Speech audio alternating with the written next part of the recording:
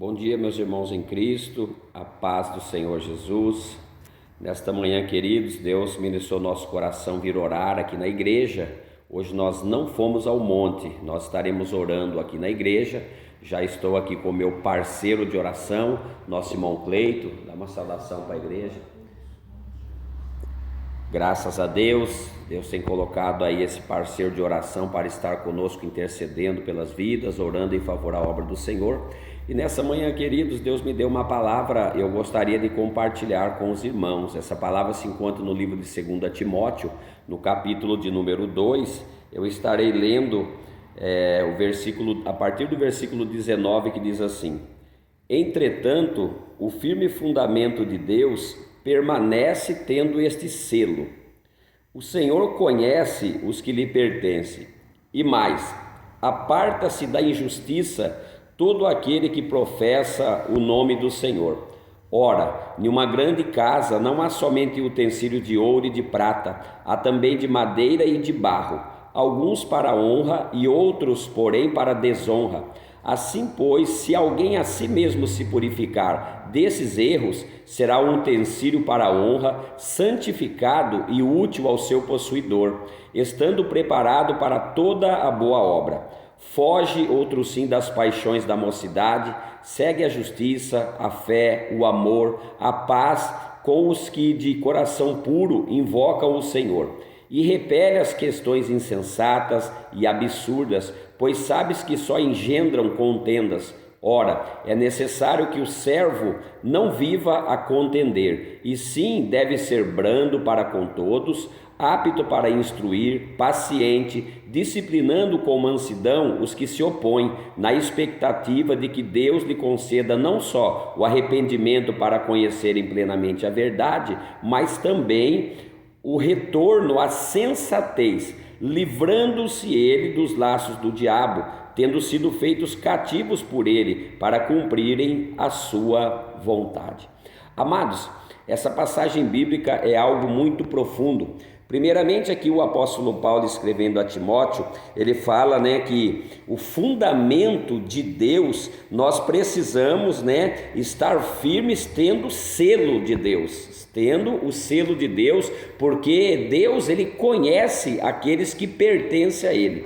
E aí o apóstolo começa a dizer aqui que todos que professam o nome do Senhor, ele tem que apartar-se da injustiça, todos aqueles que professam, todos aqueles que falam em nome do Senhor Jesus.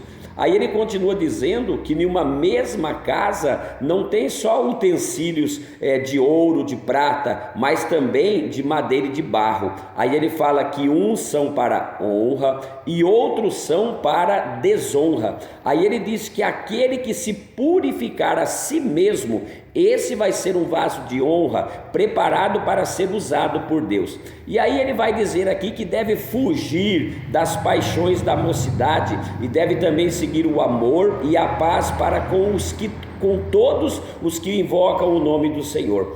Aí ele continua, queridos, dizendo que necessário é que o servo do Senhor não viva a contender, mas ele deve ser brando, disciplinando com mansidão os que se opõem,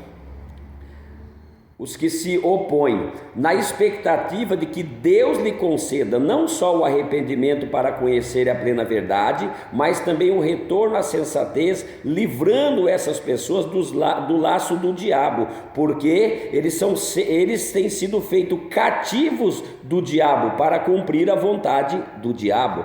Irmãos, isso é algo muito forte, amados. Isso é algo assim muito profundo no mundo espiritual. O que a Bíblia ele vem dizer aqui, o apóstolo Paulo falando a Timóteo, que essas coisas elas acontecem dentro da igreja, amados. A Bíblia diz que muitos se opõem à verdade, eles não querem aceitar a verdade, e não aceitando a verdade, eles vão se tornar prisioneiros do diabo, e vão viver a fazer a vontade do diabo, e não a fazer a vontade de Deus. Então por isso, irmãos, é necessário nós entendermos que nós precisamos ter o selo de Deus, porque Deus conhece os que servem a Ele, e os que servem a Deus têm que apartar de todo tipo de iniquidade, de todo tipo de mal. Uma pessoa que serve a Deus, amados, eles têm que ser exemplo.